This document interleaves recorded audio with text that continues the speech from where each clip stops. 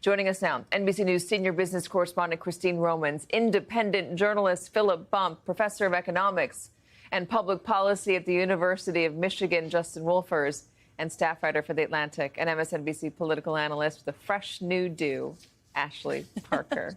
All right, so am I right to characterize it that way, Christine? Jobs numbers bad? I'm calling it a stall. I mean, you had 4+ years of just gangbusters job creation. In fact, it was so aggressive, the job creation, that we were worried about inflation.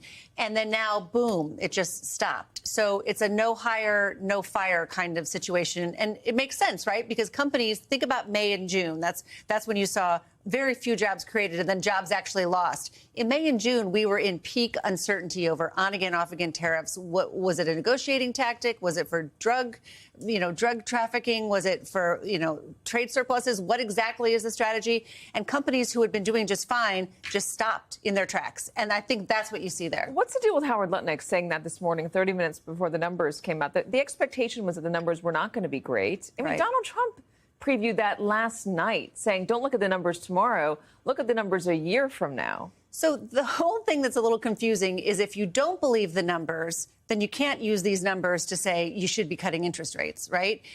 And there's no reason not to believe these numbers. I'm going to tell you, I've spent years calling Bureau of Labor Statistics economists and having them walk me through tables and tell me exactly what's happening here. They're not people who need to be gotten rid of. They're people who are public servants who are crunching numbers as their job.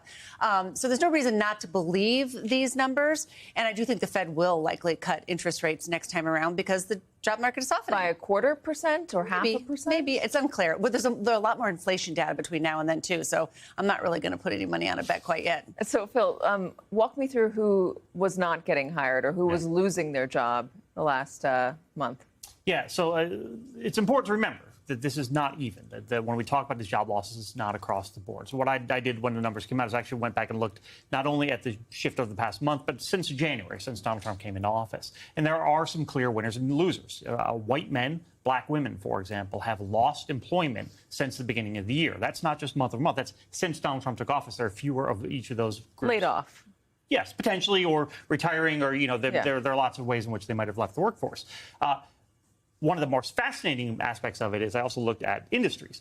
And so we see, for example, the manufacturing, which was down last month. Manufacturing has lost jobs since January. And to the point about tariffs, like this was supposed to be the argument, right? The argument was, well, it was one of like 9 arguments, but one of the arguments was these tariffs will bring manufacturing back to America. And it hasn't. It simply hasn't done that. We see, of course, the government jobs are down, largely driven by federal government cuts. So all of these factors, it's not even throughout the economy, but you can consistently see how this points back to Donald Trump's policies. And manufacturing is interesting, Justin, because when we were talking about these tariffs and Donald Trump's desire to bring manufacturing home, one of the things that we pointed to was the tariffs that he put into place during his last administration and how they did not lead to more manufacturing jobs. It was steel tariffs, I believe, how they led to, I think, 70, was it million or 1,000? What was the number? Jobs lost. We're going to go with 1,000 there, Katie. We're going to go with 1,000. Million's a bit too high.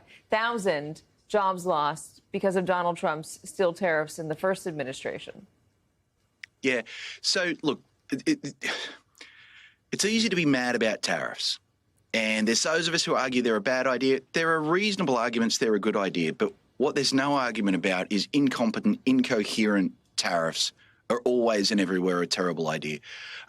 He started the trade war with no way to win it. Page 1 of the tariff handbook says don't put tariffs on inputs. And so then he goes and puts tariffs on steel and aluminium, which I believe is pronounced aluminum, which are used by factories everywhere. And so what he's done is he's helped these very tiny slivers of the economy. Pittsburgh and the Steelers, they're feeling very good about this. The rest of the economy uses steel. They're doing much worse. Look, the ask from Trump was we all should suffer a little bit to bring back manufacturing, but because the policies are incompetent and incoherent, even manufacturing got hurt along the way. Ashley, is there any word from anybody in the administration about maybe changing course or rethinking some of the policies in light of these numbers? Well, more broadly, the president understands and his team understands, in part because in many ways this is how he was elected, is that the economy matters. Jobs matter. How people are feeling about their jobs and if they have them or not matters politically. They are very focused on 2026. And, when you broke that down, I was struck by, and when Phil broke it down, some of the people in the industries, not all of them, but who have been hardest hit are from Donald Trump's base, white men, manufacturing. And so I will say when anything affects his base, that's something he and his team do care about deeply. But it is a bit too early to say what changes, if any, we may see in the coming months in response to this. So one of the conversations we had during the Biden years, Christine and Phil, was the vibes economy. People didn't feel good about it. But the Biden team would keep pointing at the employment numbers. They were at historic lows. They were so good. And the argument against that was, yes, they're good, but unemployment is, it's distinct. If you are unemployed, you feel it, but it's just a small number of people. In the large scheme of things, inflation, on the other hand, is something that absolutely everybody feels, right, except for maybe the very, very rich who aren't paying attention. Everyone feels inflation, and that's why people felt so negative about the Biden economy. Inflation's also. Where are we at in inflation? Are we tackling it? Is it okay? So the cost of living is still, I say, issue number one for American families. It really is, more than the job situation. I think that could be something that goes to the forefront in months ahead. But prices are still moving up. I mean, you look over the past 5 years, food prices are up 26%. Auto insurance prices are up 30 or 40%. Housing costs are up 50%. I mean, it's been a really tough 5 years for the American people. And you've got an inflation rate that is still higher than the Fed would like to see. That's why they haven't been cutting interest rates until now. But now the balance is starting to be like, the job market could be tipping. Now we're concerned about inflation, but we're going to have to cut. So what happens when you have bad jobs numbers and bad inflation? It's bad. Yeah, it's a bad spirit. It's easy to talk about the Jimmy Carter era and so on and so forth. Like, we're in sort of a novel space. So I'm not sure, and Justin can probably speak to this better than I can about historic analog. I do want to say, though, that from a political standpoint, not only is Donald Trump now overseeing an economy in which people are frustrated and in which prices are going up, but he also is the guy who said that wouldn't happen, right? Which is not where Biden was, right? Yes, and yeah, of course, right. Donald Trump says lots of things, and the hypocrisy of Donald Trump. It's going to end the war in Ukraine exactly, today. Right. Yes. However, people weren't voting for Donald Trump as much on Ukraine as they were on inflation, and I think that particularly for a lot of young people or new people who are just sort of came onto the Trump coalition last year, this will be a much bigger. Ashley, what about that? What about what Phil just said? Yeah, that's absolutely right. Again, the economy, both the vibes economy and the real economy, and by that I mean what you were discussing, sort of cost of living things, right?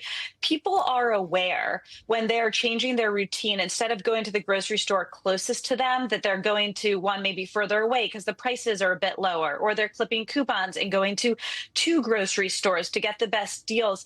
That is something you hear voters talk about. That is something you hear people feel. And I just had the privilege of listening to a focus group of these sort of swing voters who voted for Biden and then went back to Trump. And a lot of frustrations came up. But one was exactly that. They didn't quite name inflation, but it was that prices were high. Things felt tough, and they hadn't gotten better the way, this allegedly wizard businessman was supposed to make them better. Justin, we were headed toward a soft landing after COVID. Did we ever achieve that soft landing? Are we in perpetual landing mode? I'm an optimist, so I want to give the Fed credit for getting inflation down from 9% to 3% without causing a recession in a way that simply hasn't happened before. So I say let's let Jay Powell own the economy until around about April, when tariffs dominated the agenda. And it looks like if you're waiting for the final moment of touchdown, no, we got trouble right around the corner right now. Inflation never quite made it all the way. It looks like it might be about to take off again, precisely because of the White House's policy choices. And unemployment's been slowly rising over the past few months, and certainly job growth is slowing. And there's a whole lot of reasons to worry that if the previous miracle was inflation fell with no change in unemployment, we're now about to get unemployment rising and inflation rising. A whole different story.